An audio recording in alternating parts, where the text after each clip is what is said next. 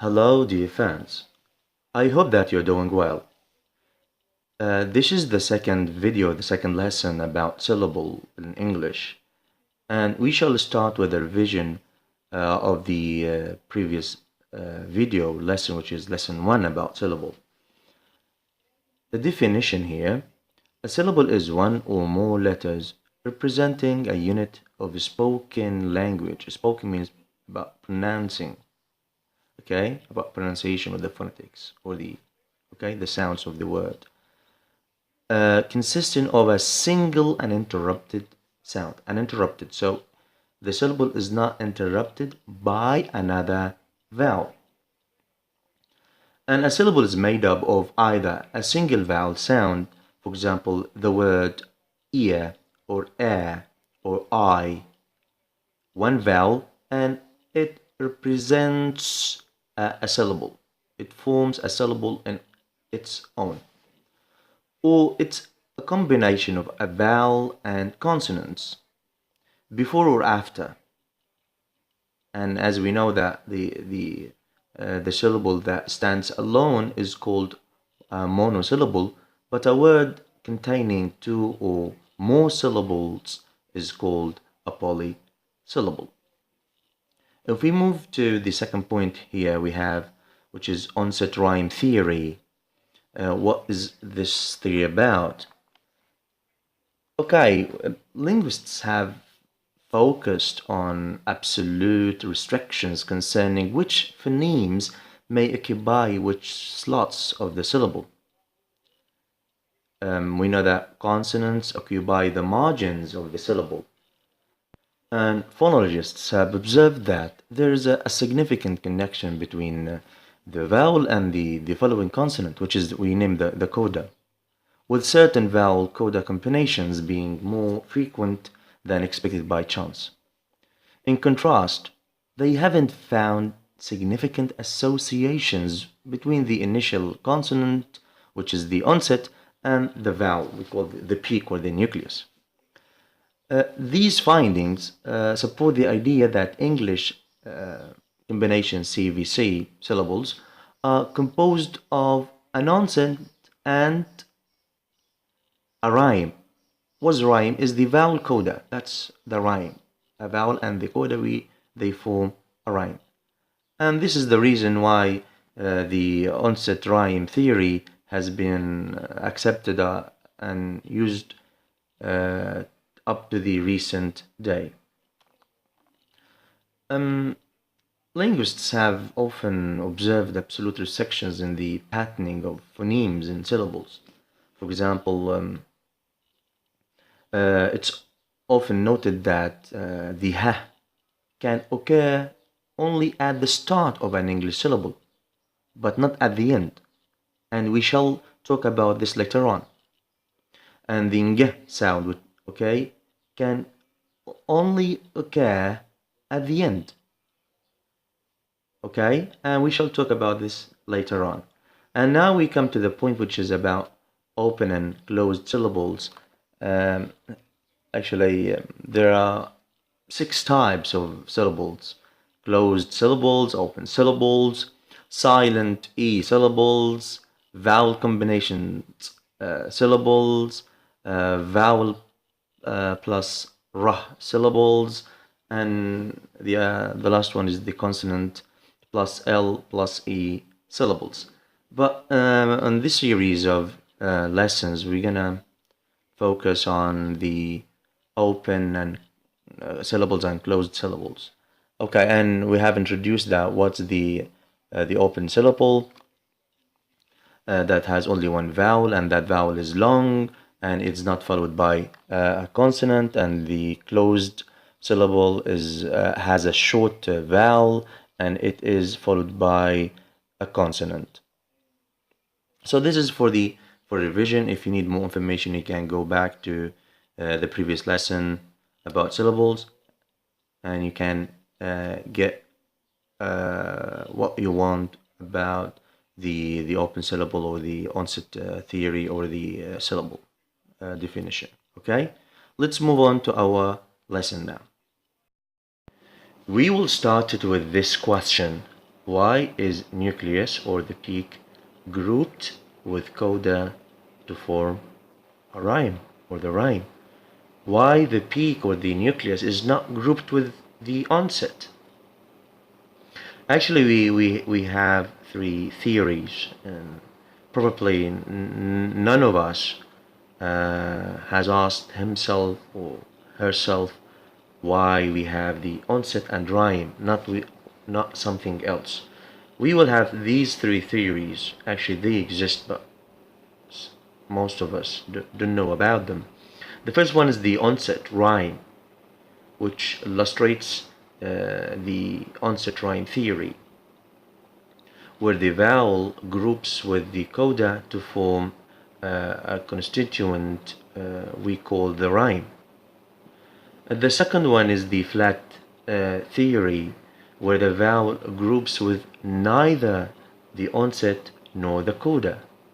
So we have the onset on its own, the vowel or the peak in its own, and the coda separately on its own.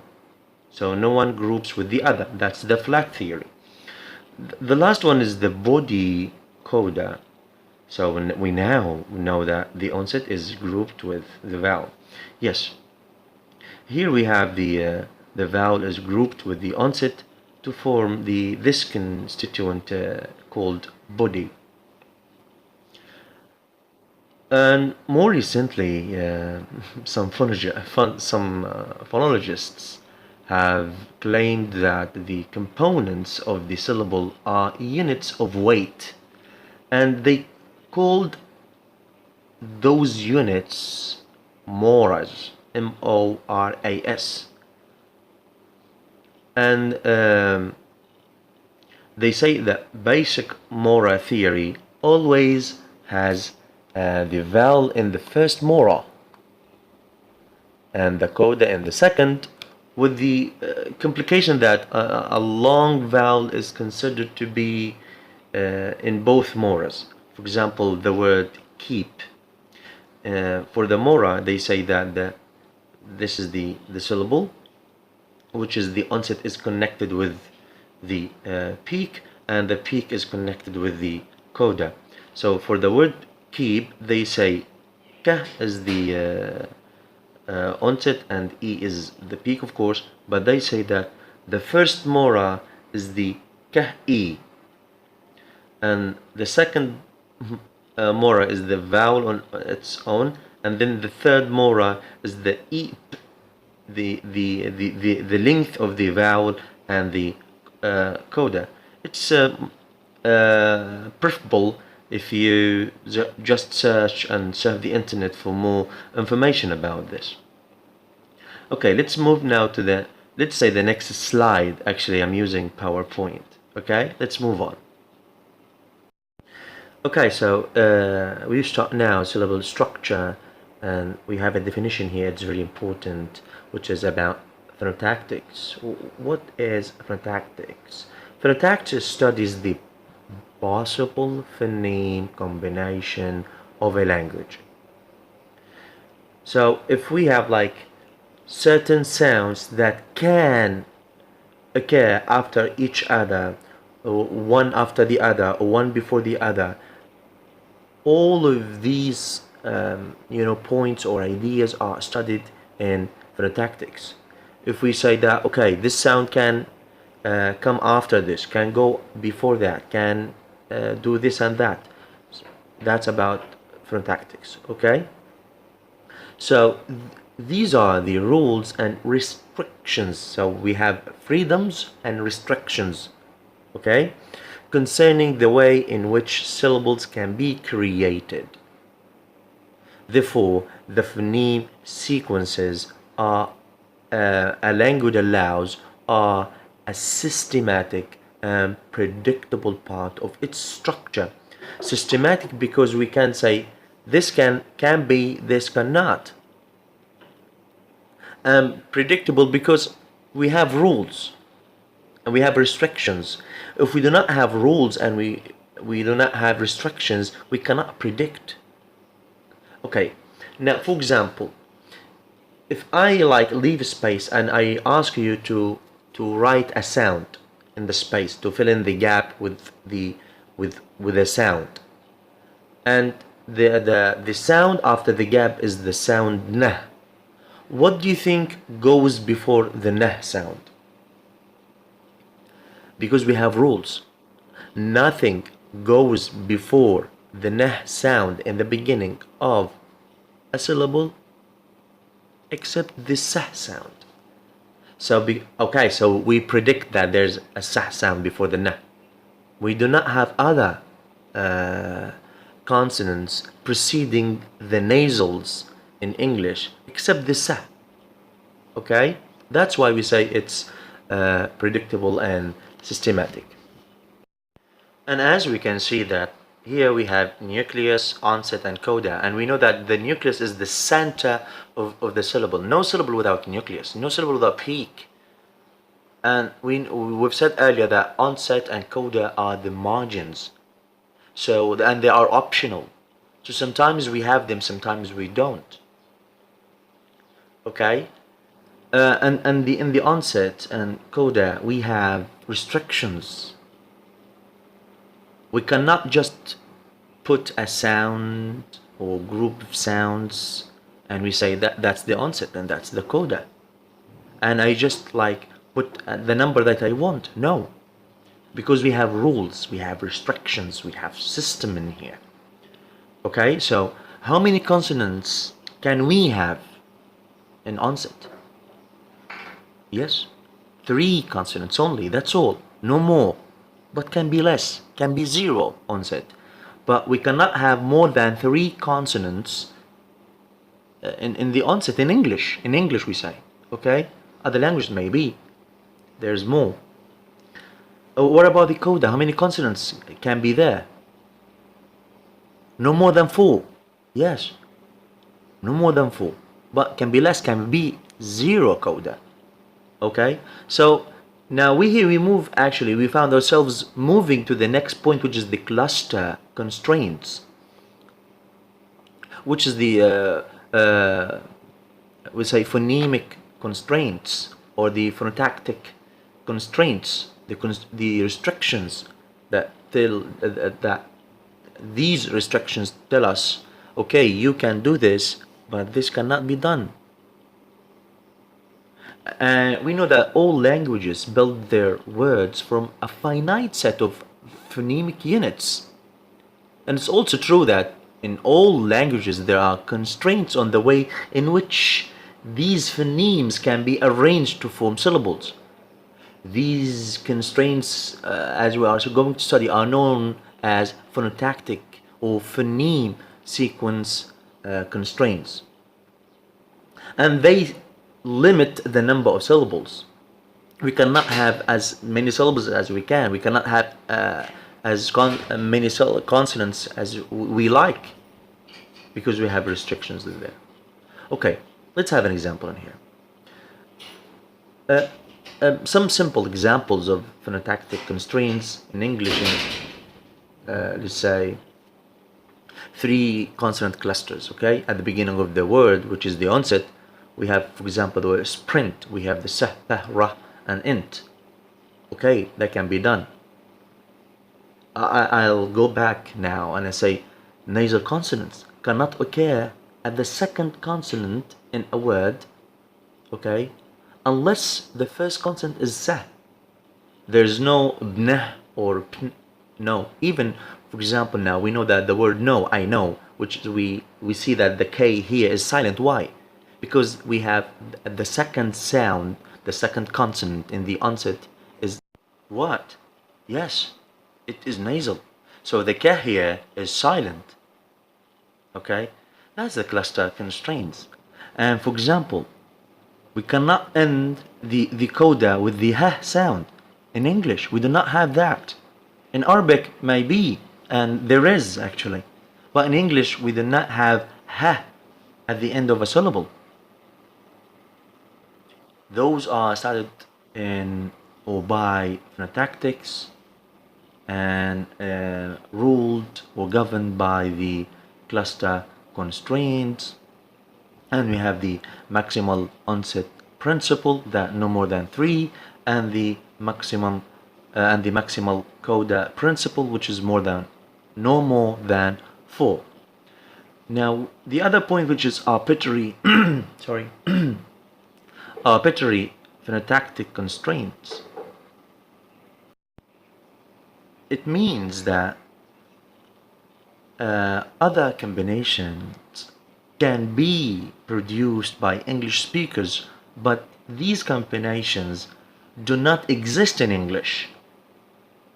So when those linguists and phonologists studied the combination that they already exist in English, they, let's say, limited and they excluded the other possible combinations. They can be, but they do not exist, so they will not exist. For example, now we can say fna, fnil, fnol, fnile. We can say that, but this combination does not exist in English. And the onset in English cannot be better and cannot be any worse than other language. So that's why it's arbitrary. No better, no worse. That's it. And that's the way it exists in English. Okay, now let's move to the next point. Now we will study the consonant cluster in the onset.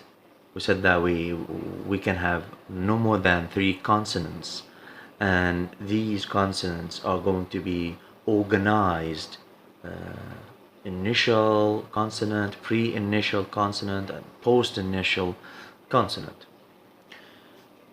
Let's say the pre-initial consonant.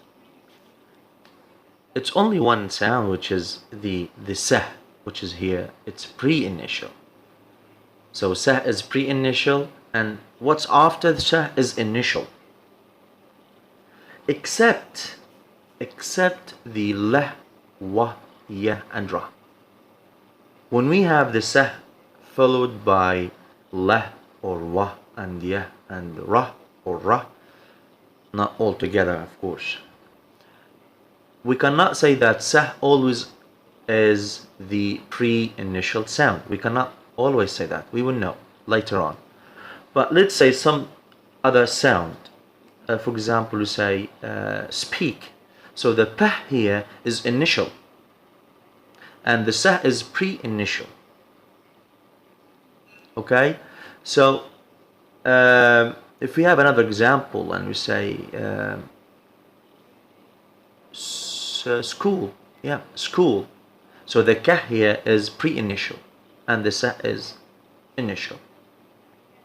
Sah in English can only be followed by around 18 consonants, no more than that.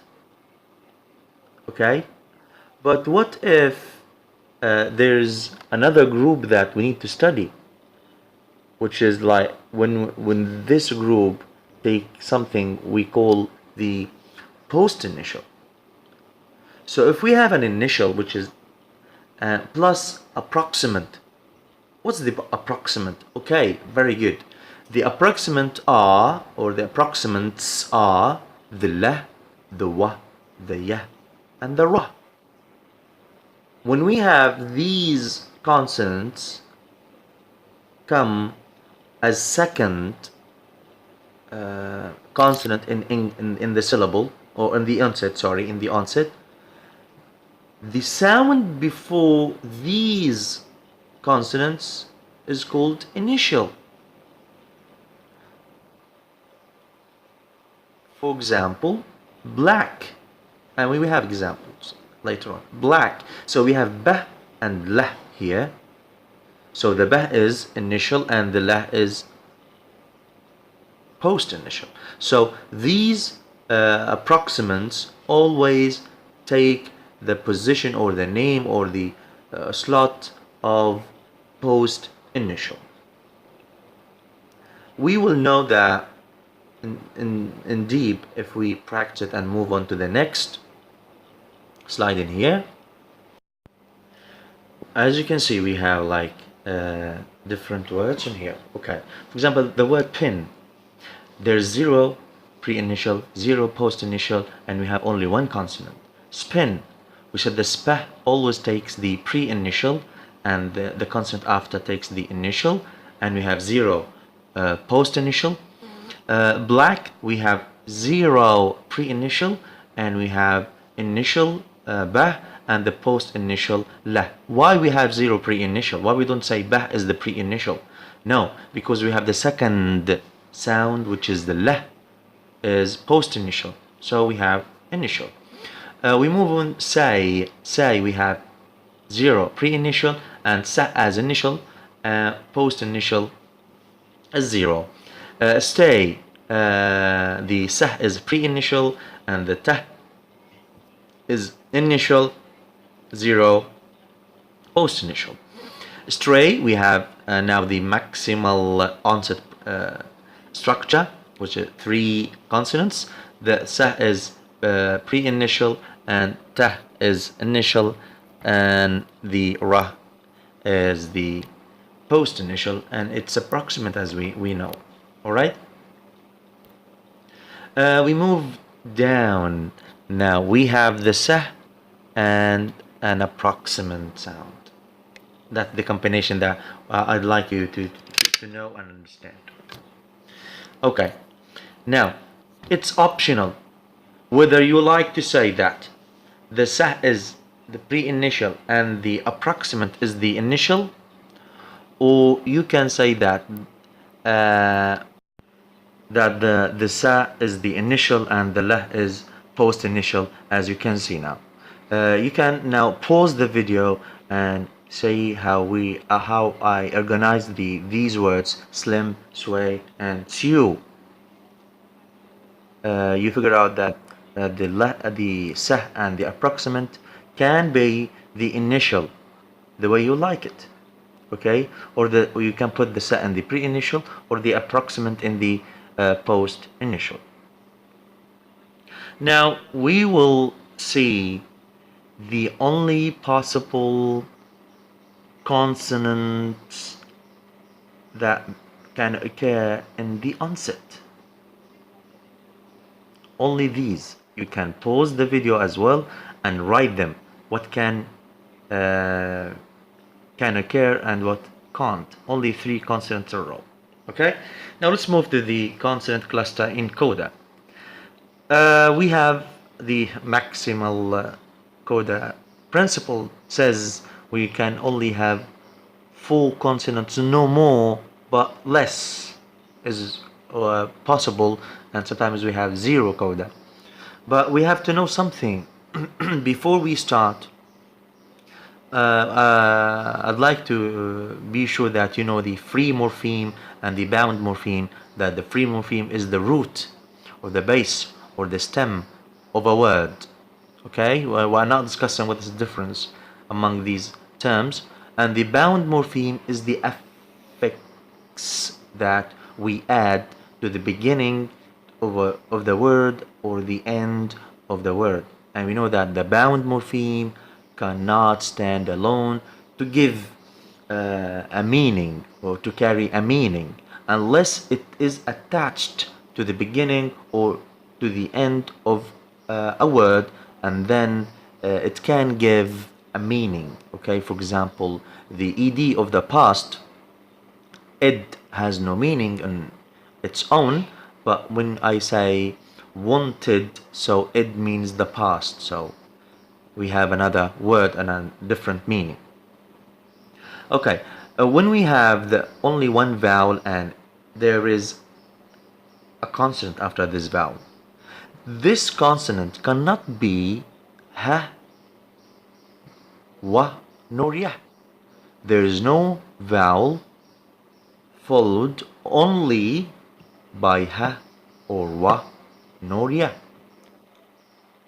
So these 3 consonants cannot occur as the only and final consonant in a syllable. Okay, when we have only one consonant, we can have any consonant except these three. Okay? The rah here is something. So some British accents, they do not pronounce the rah. But some English accents and some American, they pronounce the rah. So if you speak about the BBC, we will say the rah cannot come after a vowel as a final and only consonant. For example, you say car. If you say car, okay, but car, there's no rah. And sometimes we have the vowel and we have two consonants. What do we do? The only consonants that can take the pre-final position are only 5. And you can see them, the ma, the na, the nga, the la, and sa. وهذا علاش أنا سألتكم شنو قصة الفري مورفيم والباوند مورفيم، ضروري نعرفوهم، حيفيدونا بشكل كبير يعني في فهم قصة الفاينل والبري فاينل والبوست فاينل. نمشوا the next one. We have vowel 2 consonants or vowel 3 consonants. If the sa, za, ta, da, the are bound morphemes, they are not from the base of the word. We call them post finals. Okay? Now let's move to practice the consonant cluster in Coda, and we say where is the pre and where is the post and where is the final. Okay. Now you have this table. We have the syllable on the left, then the pre-final, final, post-final 1, post-final 2. We start with the first word, bus. Okay. How many sounds do we have in the coda? Only one sound, which is the sa. So it takes the final. Ask. How many consonants do we have? 2. Now, is the sa from the base of the word or we add it? Of course, from the base. And we said the sa and the ma, the la, the na. Okay, they can take the pre-final. Okay, the sa and the nasal consonants plus the L. And then the kah takes the final. Friends. The na, da, and za. Friends. The na is nasal, so it can take the pre-final. Da, final. And za. So now za is a suffix. So it takes the post-final. I need you to save these informations because later on I will ask you a question. Text. Why we have the pre-final here empty? Why? Why not ka and the pre-final? Yes, because ka is not from the consonants that can occur in the pre-final position. What are the consonants can occur in the pre-final? Of course, the only 5 we have already studied. The ma, the na, the nga, the la, and the sa. So that's why we have ka as final, sa post-final, ta post-final too. Bits.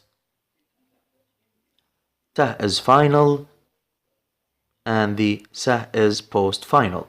And we know that the pre-final is empty because we don't have a pre-final consonant. Prompts. Now this is the maximal coda structure. 4 consonants.